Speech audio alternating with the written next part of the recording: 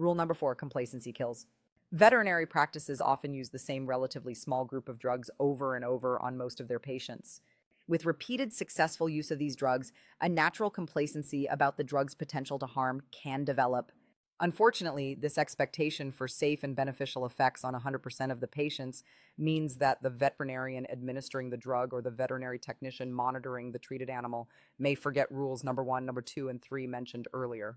When these rules are forgotten and vigilance for adverse effects decreases, the clinical signs of an adverse drug effect may be overlooked until significant damage to the patient has occurred.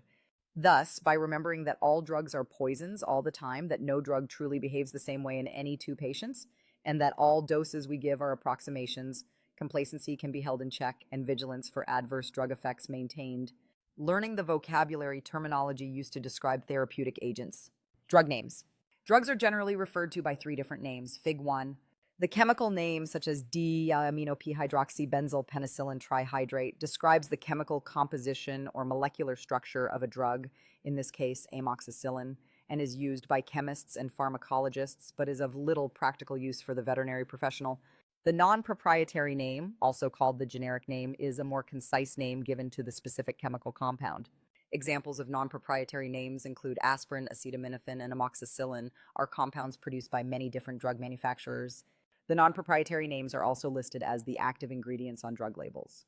In contrast to non-proprietary names, the proprietary name, trade name, or brand name is a unique name that a manufacturer gives to its particular brand of a drug.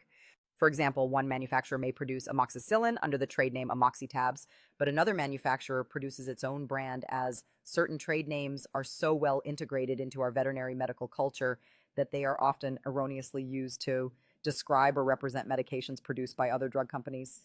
For example, it is common to hear the trade name Tylenol used for any acetaminophen product, the trade name Lasix used for furosemide products, and the trade name Valium for any diazepam tranquilizer.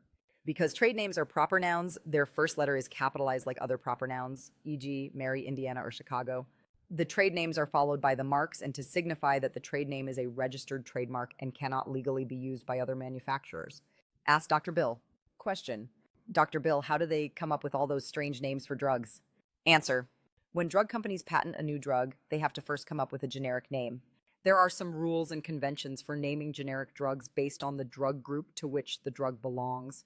A drug company with a new drug can submit up to 3 possible generic names to the United States Adopted Names (USAN) Council, which is the body that selects generic drug names. Any USAN Council name must be checked with the World Health Organization (WHO) to make sure the selected name is not too similar to another drug name used in another country. Estimates vary, but it is generally accepted that thousands of people are injured or die from the wrong drug being administered because the drug's name is too similar to another drug. Trade names are created by marketing agencies, but still have to be approved by the USAN Council and must be approved by the FDA's Office of Post-Marketing Drug Risk Assessment to make sure that the trade name does not sound like any other trade name and that the trade name does not try to convey what the drug claims to do. Thus, there will be no goes to sleep aid. Here are a couple of other points cited in an article from the Stanford Medicine magazine, June 7th, 2005. Generic drug names do not begin with letters H, J, K, or W because those letters do not exist in some of the countries that use U.S. generic names or have different sounds in different languages. The USN Council will no longer approve generic names starting with X or Z because these letters sound alike when used at the beginning of drug names.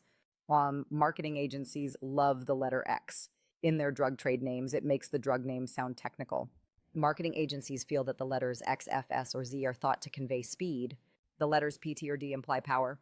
For additional information about the screening process by which the FDA reviews drug names, go to the FDA website, www.fda.gov, and use their search engine to find drug names. Take 2 whatchamacallits and call me in the morning. Stanford Medicine Magazine, June 7, 2005.